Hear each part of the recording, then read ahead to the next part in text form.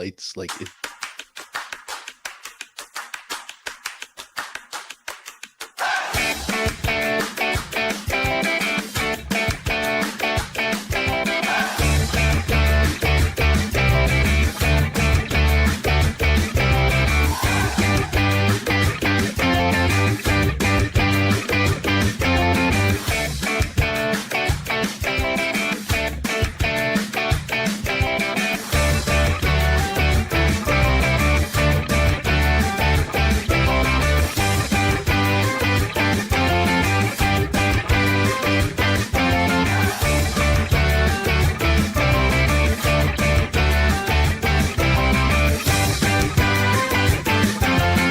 Our comments have exploded through the roof. So there you go. New digs. The Sirius XM studio in New York. That's right. We're coming to you from a studio not so far away. Actually, literally maybe 30 feet that way. 30 feet, yes. Welcome to the new Lancaster Connects podcast studio. It's right here in Gardner's Mattress and More. So we've been hard at work making this happen with some insights and expert advice and recommendations from our wonderful producer, Chris at Cast Ahead. And so we put the finishing touches on this about an hour ago. Or less. Yep. Tested all the sound and the video earlier last week. But yeah, we're ready to rock and roll here. This is pretty exciting. I mean, I love that you gave Chris a shout out because, you know, we're planning this. We knew we were going to do it. We have a rectangle table. We have a rectangle room. We're like, oh, we'll put the table this way.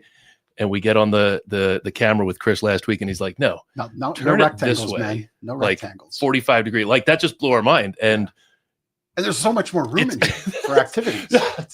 Yeah, stepbrothers. Yeah, it's so much more room. Chris, amazing. It looks great. Yeah. The light suggestion, that was awesome. Yep. And we had those hanging around. Which is we what I love, right? Because I find as I age, I'm like that dad that keeps that piece of scrap wood around. Yes. There's some videos going around on social media. Like it's his glory. Like, I know what to do with that. Yeah, it goes in the basement, rummages. So yeah, we didn't have to rummage too far, but yeah, we had these little LEDs, and we actually had blue gel lights, and all we had to do was a little kindergarten project. Yeah, to make it happen, but. We made it happen, Captain, and we're here, ready to go.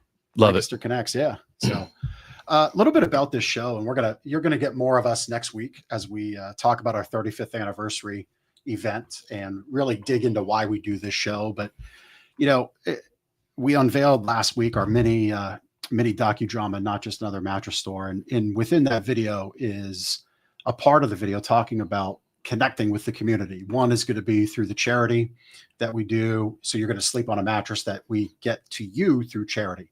Two is going to be you're a customer, and there's 600,000 people in this county. And I want to sell something to everybody.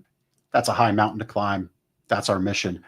In between there is this show. And the reality is we can connect immediately with 1 out of 3 people because they don't sleep a full 7-8 hours that they should, which means, to give context to this, there's 200,000 people in our county that need what we have.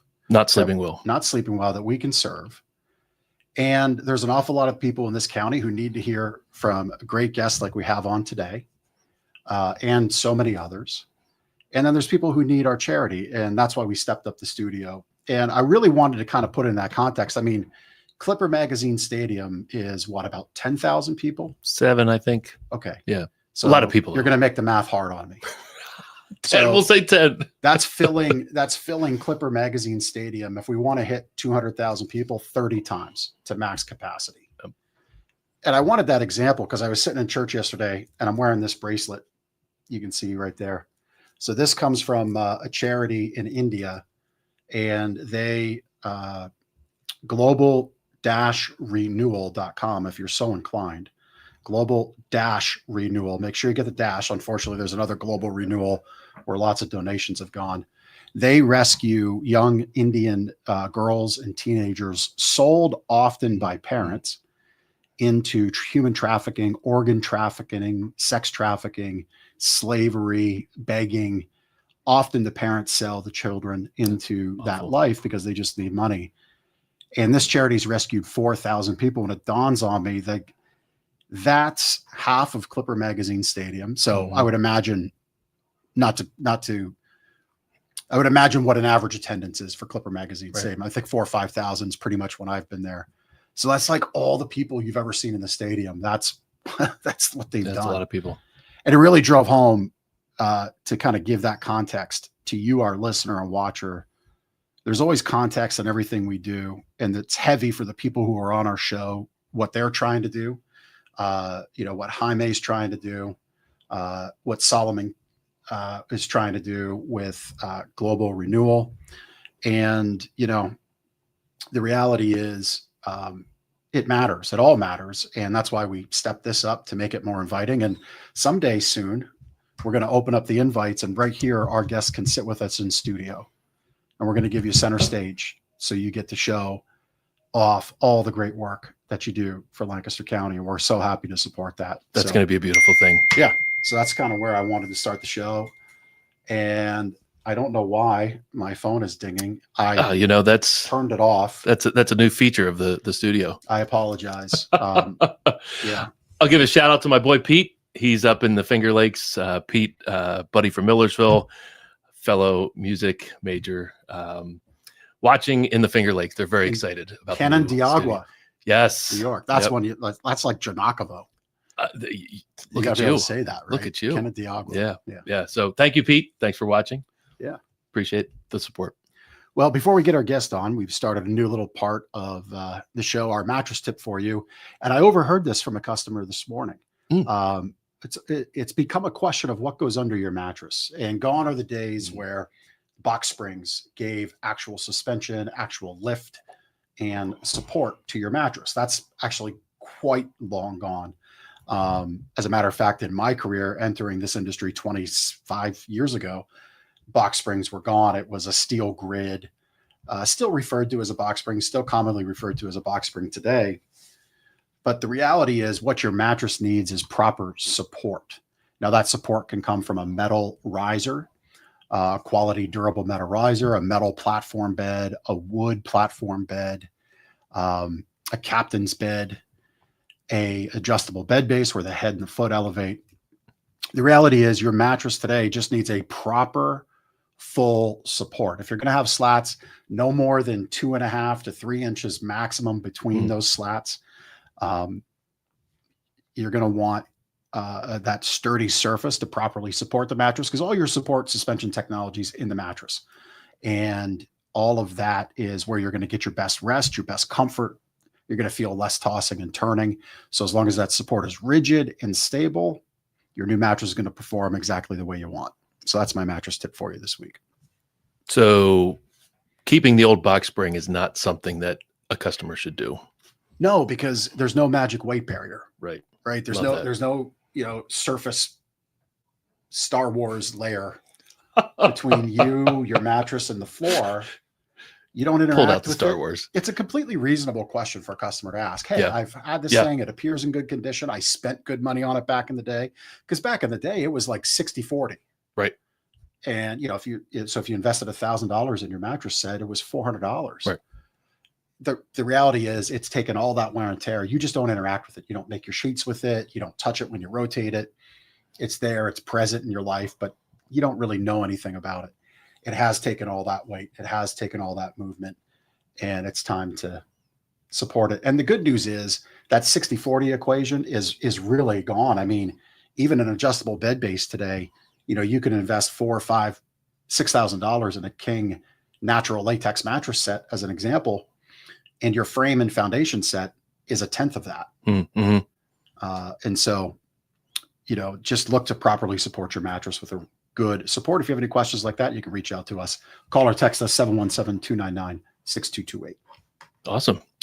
Well, we promised Jaime about 8 minutes. We We're got 9 to 10. minutes 42 in. He's a high driving guy, so let's bring him on. How you doing, gentlemen? Hey, Jaime. Great, Jaime. Thanks for having me. Appreciate what you do for the community. Yeah, thank you so much. So our guest today on Lancaster Connects is Jaime Santiago from Restart Training Center Ministry. Looking forward to hearing your story, what Restart Training Center Ministry is all about. So why don't we just dive right in? What is Restart Training Center Ministry? So Ben, Restart Training Center Ministry is a men's residential recovery support program where we help men who suffer from trauma and from various life controlling problems. So, for example, it could be substance abuse, could be gambling, could be pornography, could be marriage problems, could be with issues like anxiety and depression. A lot of them have, anger, bitterness, resentment, low self-esteem issues. So we address all those issues here at Restart in a residential capacity for 6 months long. And when they're here for 6 months long, they're not allowed to be employed because we are doing a lot of class work with them, a lot of, psychoeducation, moral classes with them, life skill classes. We take them out to do volunteer service, teach them to be community people, and then take them out we connect with other organizations in the community, for example, local churches that may have a Celebrate Recovery meeting or a men's meeting or a prayer meeting or Sunday services, things like that, which with all those things combined helps them to heal and get better during that initial 6 months at Restart. So that's what Restart does. Yeah. Very good. Very important work. I mean, it's gosh. not, my guess is you have a wait list for. Yeah, we have a lot of needs. When you consider our county has 500,000 people, 400,000 people here, and estimates about 10% of people in society struggle with just substance abuse, not counting alcohol or drug addiction, for example. That would put a lot of people in that position in our county. So if you went by 10% of our county, that'd be 50,000 people, right? Yeah. So one of the things I think that our listeners would appreciate about Restart as a nonprofit organization, we're a nonprofit 501c3, so we're predominantly donor supported. Is that, if to house someone, for example, who's incarcerated in Lancaster County Jail, it costs $120 a day to keep that person in the county jail. So in a month's time, that's $3,600. For someone to come to Restart, the tuition is $6,000 for 6 months. So that's about $32 a day and some change. Obviously, if they're indigent, we don't say, sorry, we can't help you because you can't pay the tuition. We normally try to find scholarship fundings, things like that. So basically, we go to the community and ask the community to help with that need. And then obviously, so that way we can offer that person help who's indigent. And many people who actually come out of who come to us from the Lancaster County prison would be indigent, or for example, one of our state prisoners who's a resident of Lancaster County. So those are the kind of funds we're saving taxpayers. When you think about, if you do the math, right, $21,000 for 6 months compared to $6,000 to be at Restart is a big difference. And that's just one area where we were being an asset to the community as an organization. Yeah. So it really begs the question, why aren't we as a society with a government taking that last 6 months of time of sentence and directing it to programs like yours? Right. Yeah. So obviously, we have the debate in our culture of, separation of church and state. So then now we don't take state funding at Restart because we are a faith-based organization. Now anyone of any faith can come to Restart. So we'll help anybody. It doesn't matter what their faith is or if they're an atheist. None of that really matters. The real question is, do they want help? And we explained to them that our platform is a faith-based platform from a Judeo-Christian perspective. And that is our approach to recovery support at Restart. And if they think that would be helpful to them, they're welcome to come. If not, then we refer them to another place we think that would meet their need. There are obviously some people that come to us that we're not really able to help them. So we refer them to organizations. For example, at Restart, we don't accept people who commit a sexual offense, though those people need help. So we refer them to another organization called New Persons Ministry, located in Lancaster and Reading, Pennsylvania, who does help those folks, but we ourselves cannot here. But anyone else outside of that, we can help here with their problems. I believe the average, if you look up the national statistics from the Drug Abuse Center, it says Pennsylvania on the average spends about $50,000 a year on someone who suffers from substance abuse alone. That's not counting their depression, their anxiety, their anger problems, or whatever they got going on. And so again, when you think $56,000 a year compared to $6,000 for 6 months, a huge difference of how we are able to save taxpayers literally hundreds of thousands of dollars. We can house up to, in this particular facility, about 20 men. And Restart is a 2-phase program. First phase is the initial 6 months. And then when Jeff and Ben, when the guy completes the program, if he doesn't have somewhere to go, then this new facility we just purchased here in June, we're looking for 7-8 years for a facility to purchase, and had to get out of the old farmhouse we were in that we rented from an Amish minister in the East Lampeter, Strasburg area. So when they finish, we now have what we call second phase rooms where they can rent a room from us, and we help them find employment in the community, get them connected to a local church.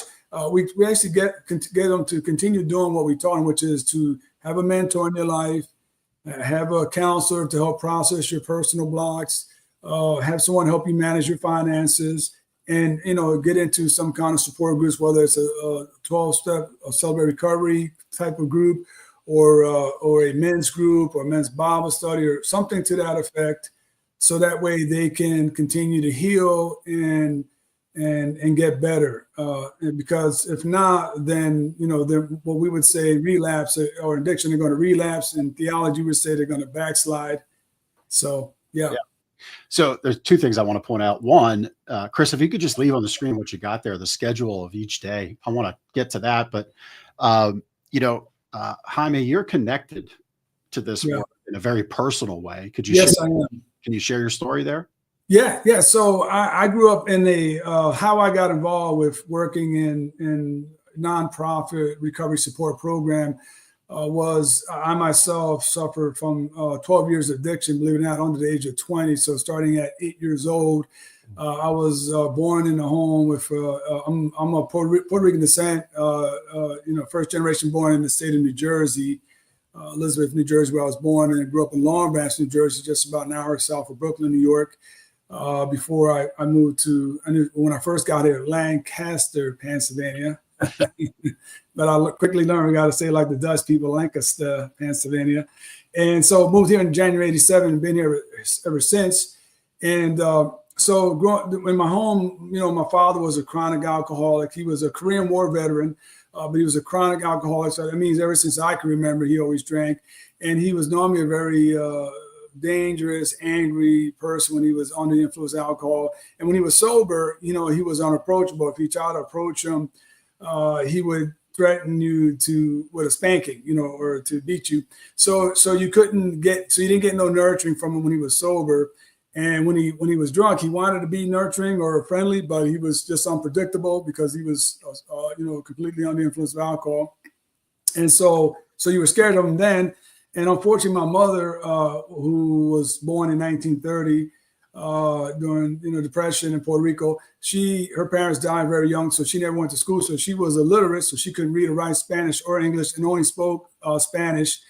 And so my father, obviously, he was in the military. So he was well educated in the United States Army and in the Korean War and all that.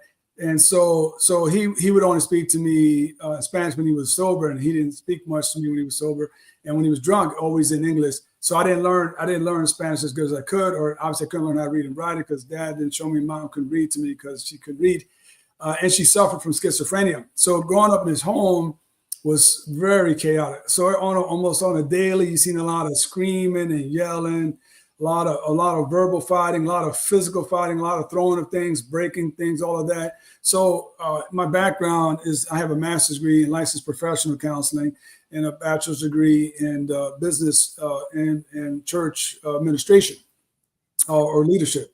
And so we have what we call ACE. It stands for Adverse Childhood Experiences.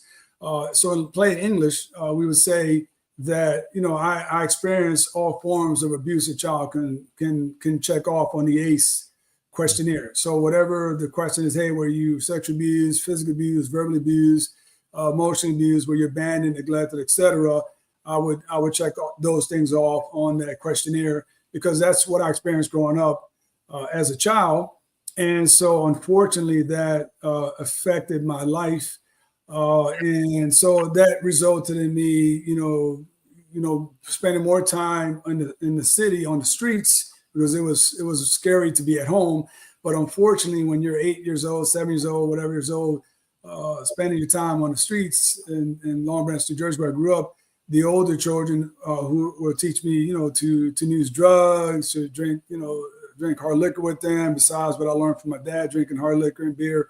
And then again, began asking me to get involved in criminal behavior with them. So unfortunately, by the time I was 10 years old, they had me watching outside while they were robbing a house. And that was the first time I got in trouble with the law at 10 years old. Went to court, didn't really understand what was going on, but knew I was in trouble. And so by the time I was 13 years old, became extremely addicted to drugs and alcohol, where I just began continue this criminal behavior of breaking and entering of people's homes, robbing cars. And then, how I wound up in Lancaster County, Pennsylvania, my oldest brother met the mother of his children here, and he moved here and convinced my family to all move here. And so they all moved here, but I was incarcerated at the age of 13 for my first 3 years as a juvenile, which I think I did almost a year of that time, got out. A month later, I was back in front of the same judge again, and it gave me additional 3 years, which I maxed those out. So I spent, most of my teenage life incarcerated, and actually through the through the decade of 1980 to 1990, roughly 8 years of my life incarcerated out of that decade. So my reason for moving to Lancaster County was maybe if I move to this kind of laid back, rural type county where I don't know anybody, and perhaps I can change my life and become a better person. So yeah, so I moved here in January '87, and believe it or not, I got a job. I think I was 18 years old then, or 19, going on 20 in '87. Yeah, I was 19 going on 20. And I got a job at Hasbro Company Place Incorporated. It used to be open on Pitney Road, there where Wise's is off of Old Philadelphia Pike and where King Street is. And so I got a job there, working 3 to 11, paying me $7.55 an hour way back then. I don't know what that would be today, maybe $20, $21 an hour. And for some guy who got his GED, at a juvenile jail, I thought that was pretty good. And so we worked to 3:11. And then unfortunately, I started meeting my coworkers, and we would get off at work at 11 p.m. and then go to the bar and be there till close and drinking. So that got me back to drinking again and right back into my addiction. So after a while, I didn't want to really work anymore. I just wanted to drink and get high again and again, because I not addressed my trauma in my life that was still there. And so, but unfortunately, I did make a vow, which was if I moved from New Jersey to Lancaster County, Pennsylvania, I couldn't change my life, and I went back to being a drug and alcoholic, that, I'm just going to commit suicide because I just couldn't live this way anymore. And unfortunately, my brother did when I was 15 or 16, spending that second 3 years in Jamesburg juvenile jail in the state of New Jersey. I got the call. My brother, unfortunately, committed suicide, took his life at 20 years old, left his wife and infant child behind. And by the time I got the news, they already had buried him and gave his organs to help someone else live. So that, I just created more trauma in me, more, just more anger and resentment, and just the whole 9 yards. So anyway, here I am now in Lancaster, and so I don't want to go to work. So I can't earn money that way. I wasn't what some people call a functional addict, where they have an addiction and keep a job for a while. I was a dysfunctional addict. I couldn't keep a job at all. So unfortunately, I chose, my crimes became more and more violent. So I chose to hold up convenience stores. And then particularly, I was holding up the Turkey Hill mini markets, which you understand, I would go into that convenience store and I would tell the cashier, hey, give me the money out of that register. And if you don't, I would threaten to kill them. And if they didn't respond, then unfortunately, I would resort to violence to force them to give me the money out of the register. So then, thank God, I got caught on February 27th of 1988, and right after I committed one of those crimes, sometime in the middle of the morning, because it was after the bar closed. And so, I got put into the county jail. It was super crowded because the area, I guess, where the old county jail before they built on, they had, how would you call, a gymnasium, I guess, where they allowed people to exercise in the prison. Well, they had all, like, it was like a homeless shelter. They had all cots in there because the prison was overcrowded. And so that's where I wound up. I don't remember even how getting there. I just remember waking up because an inmate grabbed my foot and woke me up and said I had to go for breakfast. And obviously I was not in a very friendly mood at that moment. So I threatened him not to touch me again. And he grabbed my foot again. So I got up and happened to be a fellow Puerto Rican, and I assaulted him at that time. And so then the prison guards came with the dogs and subdued me. And they put me in lockup for 2 weeks by myself in a cell. And so they gave me a mattress on the floor. They gave me a pillow, a pillowcase, no sheet, and blanket. So what I would do was I would shake the bars and yell out for the correction officer, as we say in prison, for short, the CO. And I would say, CO, I'm cold. I need a blanket. I need a sheet. Now, the reason I was screaming and yelling for that blanket or that sheet is because I want to hang myself in the bars. And so I was one of those personalities in my brokenness that once I made up my mind, very stubborn, it wasn't going to change my mind. And so I was going to hang myself on the bars because no one would have seen it, and it would have been over. But for 2 weeks, the CO would not give me a sheet or blanket. He would tell me, hey, Santiago, the prison's overcrowded. We don't have an extra sheet of blankets, so shut up and stop asking me. But I didn't stop asking. And so finally, my 2 weeks up in the lockup, or as inmates call it, the hole, finished. And I got out of the hole, and then I got put into the general population. And I was really angry because now what we would call here, as the inmates call it, the free world. I had, right, Ben and Jeff, I happen to have a roommate, but in jail, cellmate. So now I have a cellmate, so I'm thinking, how am I going to kill myself with the cellmate here? Because he'll call the officer and say, hey, this guy's trying to kill himself. So I said, well, I'll just wait till what we say in jail, yard out, meaning he would exit the cell, and maybe they'll let him go outside inside the walls of the Lancaster County Jail where you can go in the grass there or something inside the prison. So I'll wait for them to yard out. And so and then I'll wait for the guard to come through and see how long it takes him to count to see how many guys didn't go out. And then I'll count how long that took and then hang myself because that'll give me enough time before it comes around. So what I didn't count on was when I went into the cell. As soon as I went to the cell and put myself on the bed, the bunk bed above this other inmate, he said to me, hey, man, you want to go to chapel? And I was like, chapel? What is chapel? I don't think I ever heard of the word chapel in my life, because I never went to church in my life, right? So I didn't know who God was, or like if you were to say who's God, I think he's a guy on top of that building on that cross. That's who God. I don't know who God is, but because then I went to church, right? So he said me to go to chapel. I said chapel. So finally, I said, do you mean church, man? He goes, yeah, church. I said, no, man, I don't go to church. Don't ask me to go to church. And he kept asking me. So I said, you know what? I'm just going to beat this guy up so he leaves me alone. So that's what I was going to do. I was about to assault this guy. He's asking me to go to chapel, which is insane, right? And a voice popped in my head, this voice said, Jaime, this guy didn't do nothing to you, man. So tell him you go with him one time. And if you don't like it, don't ask me again because I can't control what I'll do to you. So that's what I said to him. I said, hey, man, I'm going to go with you one time, man.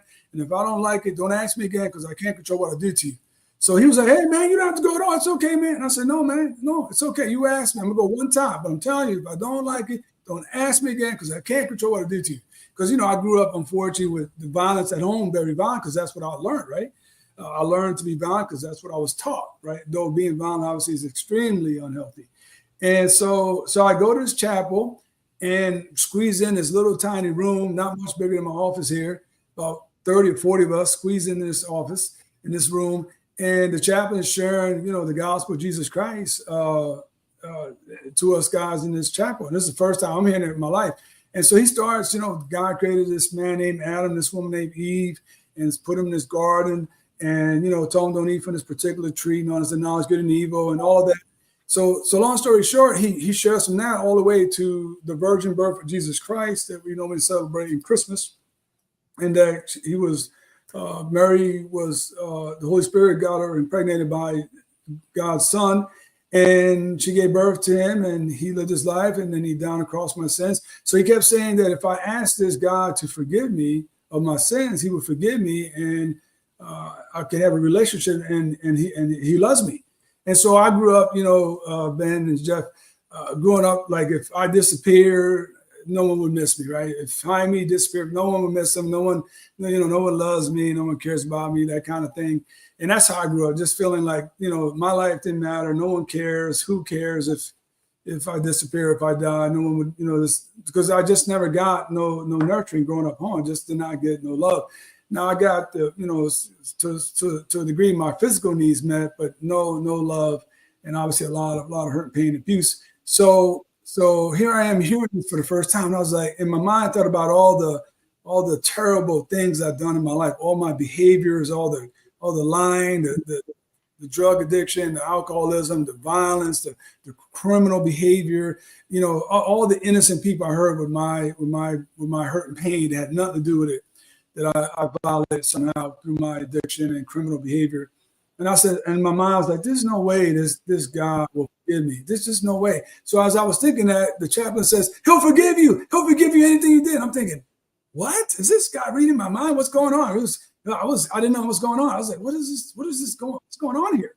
And I couldn't understand what was going on. And so he kept sharing. So after a while, like this video of my life just went by. And I was like, and I said, you mean to tell me this God will forgive me for this and this and this and this and this and this? And as I was thinking that same thing, the chaplain says, he'll forgive you for it. And I'm like, what is going on? So after a while, he says, hey, I'm going to turn for you. Sir? Was that the moment of turn for you? Yes, sir. That's when he said, hey, I'm going to invite you to pray with me if you want to give your life to God. And so that's what I did, right? I stood up. We had a little rule in jail, no crying, because if you cry, it's a sign of weakness. And so then, people will take advantage of you. But, when he had me stand up, he sang this old spiritual call, for those tears I died, an old spiritual call, for those tears I died. So he's playing that guitar, he's singing that, that song touched me deeply. And I just began weeping like a baby. I couldn't, like Niagara Falls, just weeping and weeping.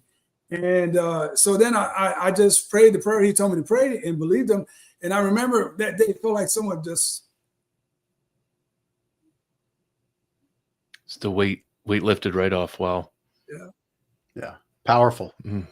Excuse me. Yeah, no, I mean, I'm glad you could share it. I wanted people to hear it because I think it's important if you're somebody who knows someone that can benefit from what Jaime does at Restart, or you're listening and you're like, I've got some problems that I just can't address. I really need help with. I wanted you to know the person here leading Restart has been in your shoes. Right. And so we let you go. We let you rap. We let you throw it out there because it's important. It's not obviously just a flash in the pan. Right. This is your life's work because it has been your life. Exactly. And that's awesome. So feeling that weight lifted off of me. So, just to help our listeners to understand, the immediate feeling that I had for the first time in my life at the age of 20 was peace. And man, I drank Jack Daniels out of bottle, Southern Comfort.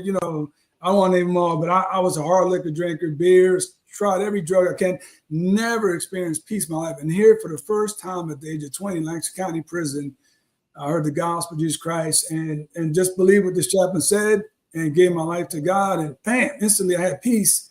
And then for the first time in my life, I felt loved. And the immediate reaction was, man, my life will never be the same again. So here this was 57. I'm going to be 58 this year, Lord willing. And 37 years ago, I never went back to drugs and alcohol ever again.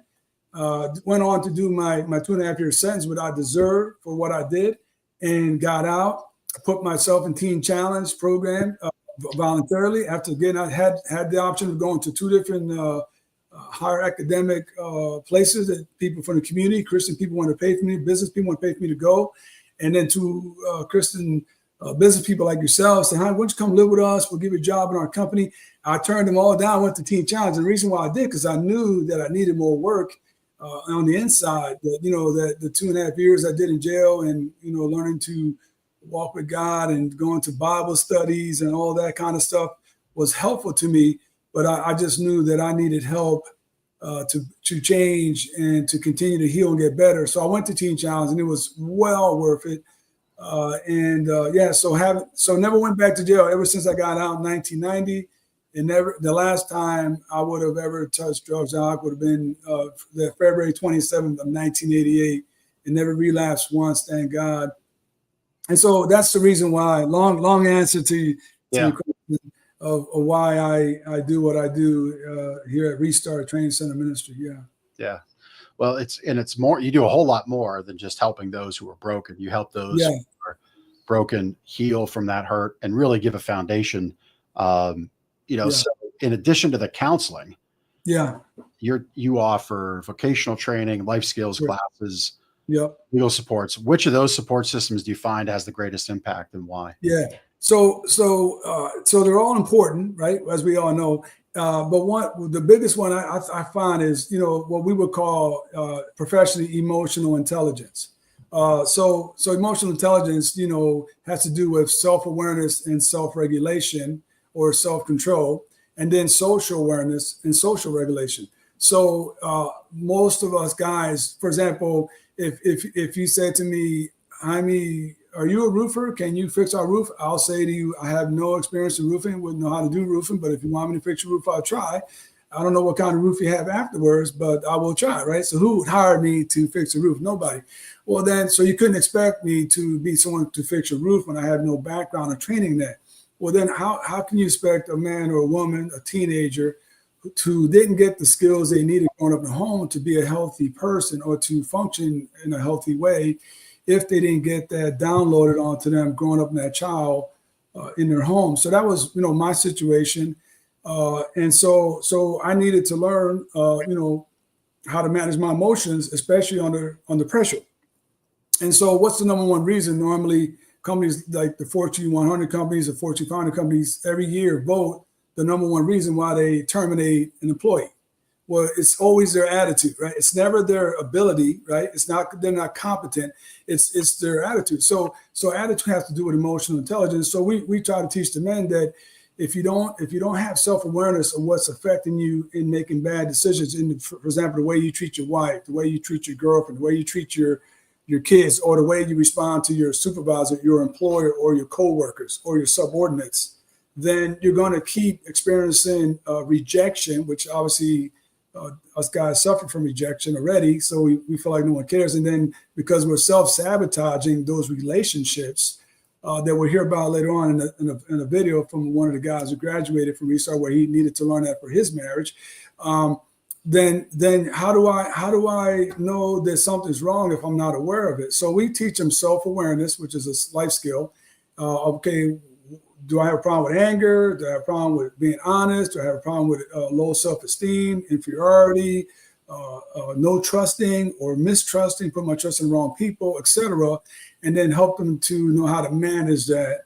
And then also to learn how to be aware of other people. Is Jaime a safe person to come work in Ben and Jeff's company, right? Which I worked in retail sales, for many years, and obviously love that. So because I'm a people person, right? So and it's because when a customer comes into our company, right? If I'm working in your company, right, and I'm going to want they're coming into the showroom at your company. They're our guests in our home. So how would you treat your guests in your home, right? You treat them you roll out the red carpet treatment, right? Hey, can I get you something to drink? It's a snack. You have a seat. Hey, we're going to make a nice meal and relationship. Relate. So guys who come from my background, come from what we call dysfunctional backgrounds, and some come from, church backgrounds, missionary kids backgrounds. For whatever reason, they went astray, if you want to say it that way. But we teach them emotional intelligence so they learn how to not, because if they don't learn to have self-awareness, they're not going to have self-control, which means they're not going to change. Right? They're going to keep operating from a broken position, which normally, they don't last long in employment. Their relationships with the opposite sex doesn't last long because they destroy them, right? With their mouth, their anger, their violence, whatever is going on in that particular relationship. So that to me is huge. But obviously, because again, I can get them a good job, I can get them a job at your company, but if they are, the attitude's not there. Yeah. If they're hurting your customers, right? How long are they going to last? Well, that's timed out instantly, right? So therefore, that's vital to their well-being. Jaime, amazing learning about all that you're doing there at Restart Training Ministry. Yes, sir. There's so many different things that we could talk about. I want to hear some of the plans for the future. You've recently expanded. I think you told us your new facility. So Yes, obviously you've expanded the capacity to help men. Your vision for the next year, 5 years, 10 years, and even beyond Lancaster, perhaps. Can you talk a little about the future for Restart Training Center? Yeah, thanks, man. Yeah, so we were 7-8 years looking for a property, and obviously trying to capital campaign, raise the funds to purchase a property. And we were up until June of this year, we were renting an old farmhouse built in like the late 1800s. It was fairly dilapidated. How would you say? Only had 100 amp power in it. You could put no air conditions. It would just pop the everything. Just nothing would work well with electrical wise. And the Amish owner of the place didn't want to update it. And so we were there for, believe it or not, 10 years, which really is a miracle to be in Amishman's property that long. But finally, a businessman stepped up and said, yeah, I mean, really love what you're doing, how you're helping people in the community, how you're helping families. And he said, me and my wife decided we'd like to loan Restart the funds to purchase a new property. So he loaned us $1.25 million, gave us 3-year terms, first year, which is from June of this year to June next year, 0% interest. So right now we can save literally thousands of dollars in interest. And then the second year, he said, if we want, we only have to make interest payments. In the third year, obviously principal and interest to pay it off. So we were able to purchase this 10,000 square foot building that you're seeing here on the video, and move in here. The other farmhouse we had no air conditioning. Here we have air conditioning. So it's 10,000 square feet. So now we can double our capacity here. So we can have up to 20 men in this facility. So we didn't have what we call second phase housing. So what would happen is when a guy completed the initial 6 months of Restart, we didn't have someone from the States, so they had to leave. And we try to find, another resource in the community to refer them to. Sometimes we could, sometimes we couldn't, because a lot of them didn't want to go back to their old environments because they were afraid of, obviously going back to their addiction or criminal behavior, et cetera. So buying this new property then made it possible for us to provide safe housing for them after they graduate and give them 6 months, a year's time to work and save money, eventually to, be able to get their own place and be able to use us as a reference that as a landlord for 6 months, a year, they pay consistently. So that way, when they go in the community, right, helps them make that wonderful transition. We have lots of relationships with lots of good business people in the community who will be open to consider them for employment. So they're that's a great resource we have to provide them. So now I've been in Uganda 3 times. My daughter worked for another organization that does mission work there in Uganda. So I was there myself 3 times. And the 3 times I was there, the leaders of Uganda, the church leaders and the people of Uganda say, Jaime, can you start a Restart in Uganda? So I said to them, I certainly will pray about that and would love to do that. And I said, but I first got to find a permanent home for the restart, so which we did. So we're in that position now, and obviously working on paying off the building through the campaign. So that's a dream we have for the next couple years here, is to plan a restart in Uganda. My oldest daughter recently got engaged to a man from Uganda, which is interesting. That wonderful young man doing a lot of good things for his people in Uganda. Very young man, but super, super gifted and intelligent. And then we have desire to maybe open up a restart in Ohio. I have people there that are asking me to open one in Ohio. I got people in Puerto Rico want me to open one in Puerto Rico. And so a lot of requests there. So you kind of want to walk through the doors that, from my biblical worldview, where God wants us to be in the future. So that's the answer to that, Ben. Yeah. Well, we were privileged to see the throughput and the proof in the pudding work that you shared with us, a video that you want us to share with the audience. Yes, exactly. So why don't we put a little bow on our time together? We'll play that video. Great. And then we'll give you the opportunity to share with our listeners and watchers how they can help you in those next steps. Sound good? Thank you, sir. I appreciate it. Enjoy the video. Let's play that video. Restart Training Ministries definitely helped me to be a healthier person, to get prepared for marriage. So I was a very unhealthy person, didn't even need to be in any type of relationship at all. So if it taught me anything, it prepared me to be healthier, to prepare me to be in a relationship with anyone of any kind. So I knew he was one of the Restart grads, as I had gotten to know him through Lighthouse, so I saw him with the rest of the Restart people. And as we started getting to know each other, he shared pieces of his time at Restart. And I think what stood out the most was just the way he told me. He didn't let fear or shame or pride get in the way. He was very real and open with me, and I could see that he had processed things in a healthy way and was trying to live a life fully devoted to God. I've done some recovery myself on a different scale, but I know it's really hard to go through a program. You have to take a deep look at yourself and face some things that you didn't even know were there. And so, yeah, seeing him having processed those things in a healthy way, being able to handle his emotions well, and being able to communicate with me in a healthy way, and also being heard and understood. I feel like seeing him in full surrenderance and striving to live in complete dedication to the Lord, and just seeing his fire for God and hearing what the Lord is breaking off of him and what the Holy Spirit was revealing to him gave me a desire to go deeper with God. I wanted a relationship like that. I feel like he's just blessed us in so many ways, from little things that we've put on the prayer list to bigger things that, we never even thought were possible, or we never even thought to pray about. Just him helping us to communicate so well, being able to discuss anything, knowing that we'll be heard and find a solution. And yeah, I feel like as a couple, it's easy for me to be like a good helper. It's easy for me to be a submissive wife, knowing that the Lord is leading him and he can lead our family. And it just gives me the opportunity to thrive.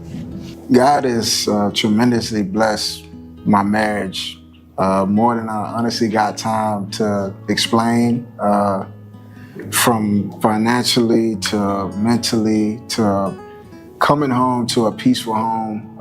Everything about my marriage is honestly just very peaceful. And it's the opposite of the childhood home. All of my days wasn't bad in that childhood home, but there are very good examples in the home that I currently reside in, and my marriage is very blessed because of it. If you ever questioned whether your donations were making a difference or not, they absolutely are. I didn't know that marriage could be this amazing. And I owe it to Restart for pouring into my husband and giving him hope for a future. If you're questioning if you should give to this program or not, I don't know, ask God, but I will tell you that it changed my life. I got a lot of healing through this program. My relationship with God has been tremendously blessed. And he blessed me with a good wife. He blessed me with the knowledge and the wisdom on how to provide for my family. And I'm just super thankful, and I thank you. It's a powerful vision. Yeah, I don't know how much. I don't know how much better it gets than that. Yeah, I can't put a price tag on that, Yeah. So that was Desmond and his wife's name again. I'm sorry. Yeah, Damon and Tina Eddings. Okay. Damon and Tina Eddings, yeah. So, this is what I love about the folks that we have on here. You aren't just helping Damon and Tina. You're helping their children I don't know if they have children. I guess they do. There's a little boy named Theodore right now, yeah. Yeah, and probably more. Theodore is going to grow up in a loving home. Yeah. More than likely have his own family. Yeah. Damon and Tina are going to be grandparents and then great-grandparents. Right. The mattresses we give to Off the Streets is an example. Yeah. Generational. I've seen generational change there. Amen. And that's what you're doing, Jaime, with your work. And so for our viewers and watchers, to help you perpetuate that work, what's the best thing that they can do?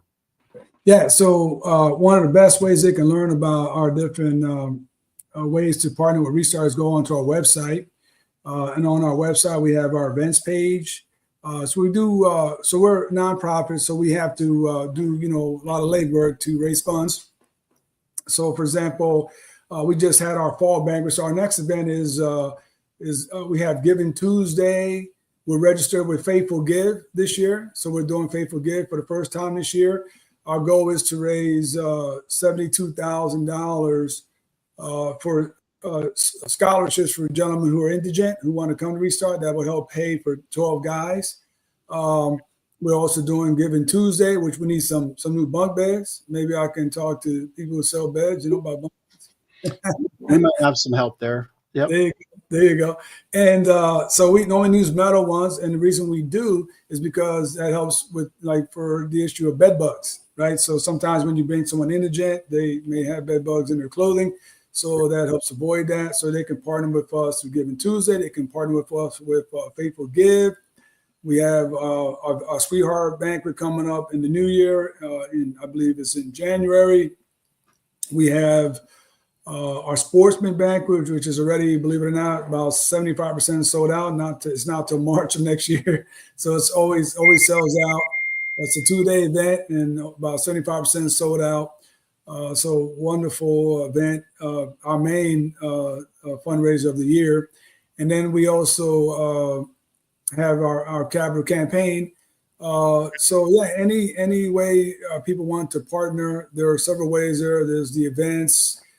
We have Christmas with a Purpose. So normally we reach out to the community if they want to give towards for Christmas gifts for the guys this Christmas.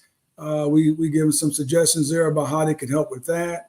So whichever way they feel like, hey, I want. So there's a level of partnering for just about any giver there. So we're super thankful. This is pictures from our recent fall banquet where a lot of the graduates that's the assistant director is also a graduate Restart, and he also graduated from Lancaster Bible College earlier this year. 4 years ago, he was a meth addict. So completely changed life. Frank Gasson's his name. Maybe you might want to get him on your podcast in the future. I also helped him start a 501c3 called Slow Down, which helps provide cheapy cars for guys who complete a program like Restart to have an affordable automobile and be able to drive. That's my wife there in the picture of me. Yeah. So this is at Shady Maple. Yeah, fantastic. Just fantastic. Yeah. I love how you created events that can, obviously we should give because we want to give and not necessarily get anything in return. But smart people create sportsman's banquets and Christmas and Giving Tuesday attached to those things. So very smart. Of course, the most obvious thing you could do is simply donate. And I guess you have donation button right on your page. I do. Yeah. You want to just donate $20 a month and set that on repeat. People that over. Yeah. So I'm also available if someone wants me to come to their private school or public school. or to their youth event or men's event. So as a speaker, and I can teach on trauma, I can teach on addiction, I can address issues about forgiveness, just about any subject that people would deal with, I can address. So the reason why we don't consider Restart a quote unquote a rehab, we call ourselves a training center, is because we do marriage counseling with our guys. So tomorrow I have a meeting with one of the guys and his fiance, and so we want to be able to reach the family connected to him. So we want to invite his girlfriend or the mother of his kids, if they're not married, or his wife, to come, and we do marriage counseling with them and help him to make his wrongs right with her. So one of the things you didn't hear, I went back to Turkey Hill and made restitution to them after I completed my sentence, and asked for forgiveness and asked them, how can I make restitution for the hurt pain I caused y'all? I went back to wherever God would help me remember. My landlord, he lost me because I got incarcerated. So I went back and what I owe you for the months that I missed on that lease and paid that back. So, so we teach those principles here. So we're not just, trying to, get them sober, though that's an important part of it, but really teach them a completely different way of living, which is really to live with, as we would say, a productive citizen, a healthy human being in society who not only takes, but gives to society and help make society better, and then pay it forward, right? Duplicate what someone else has done. So if I'll show this. When I graduated from my bachelor's degree, my president of school told the story of this senator from Georgia. He said, if you see a turtle on top of a fence post in the meadow, he said, one thing the turtle did not get on that fence post by himself, meaning I did not get where I'm in my life today with a master's degree level education. Right. Someone, my teacher, when I was a little boy, taught me how to read and write, how to count.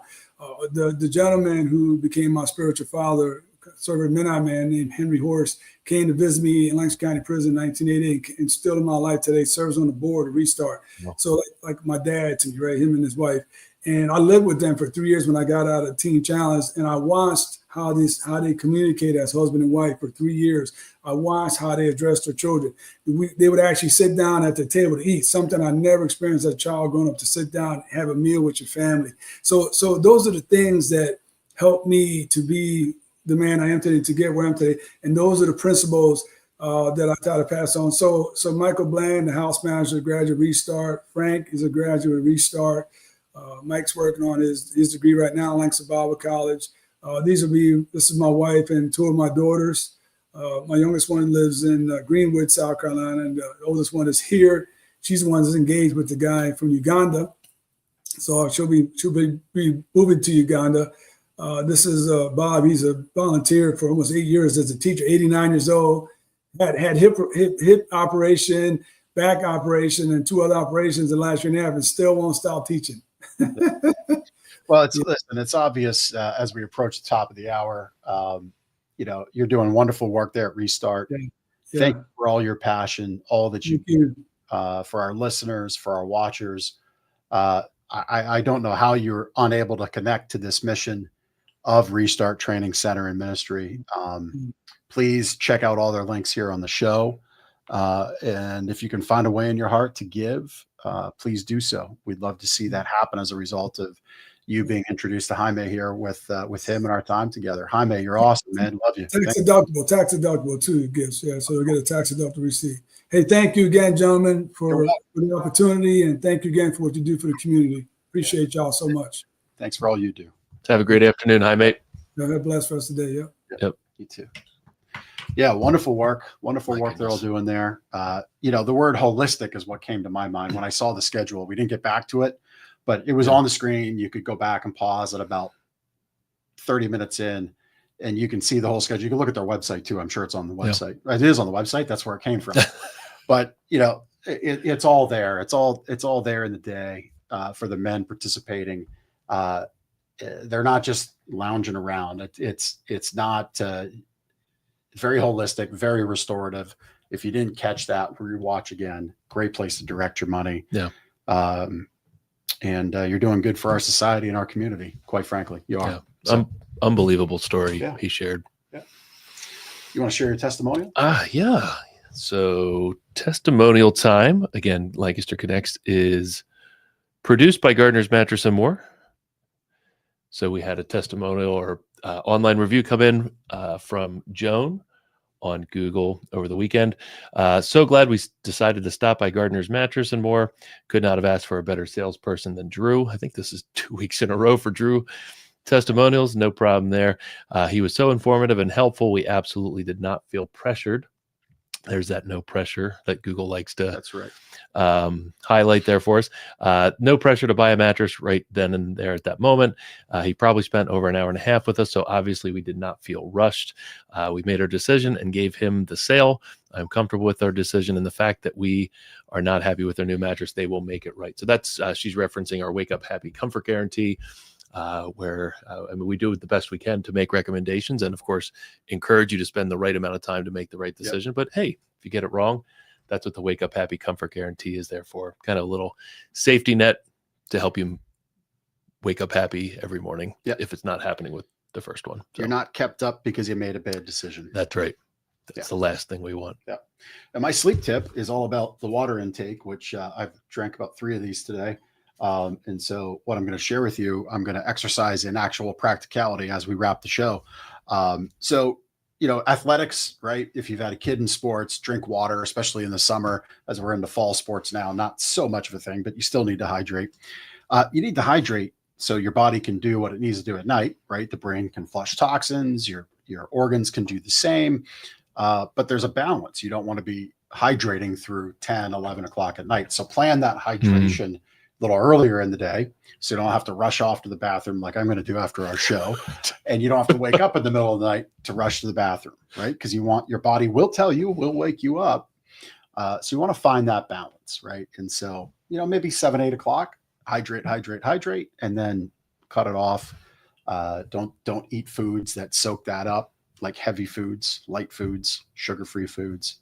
And, you'll sleep a lot more soundly and wake up in the morning feeling better. So hydrate through the day for your activities and also hydrate for night, but cut it off about 7, 8 o'clock if you can.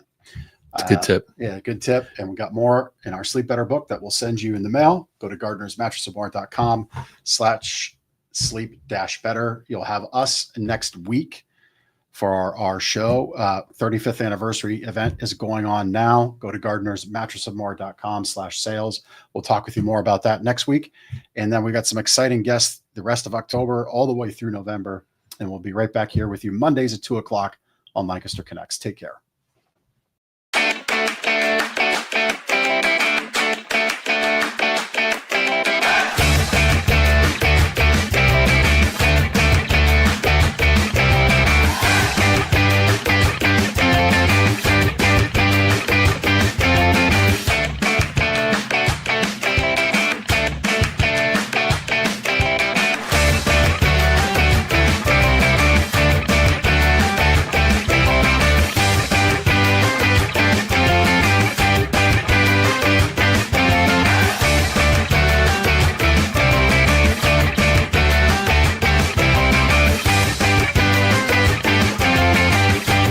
Comments have exploded through the roof. So there you go.